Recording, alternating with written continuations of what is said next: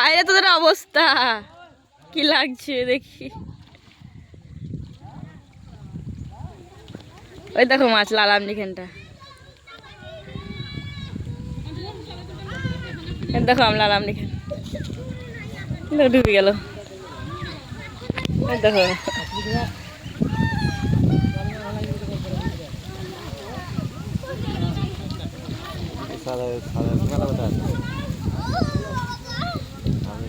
ওই দেখো সাদা, ওই দেখো একটা সাদা, দেখো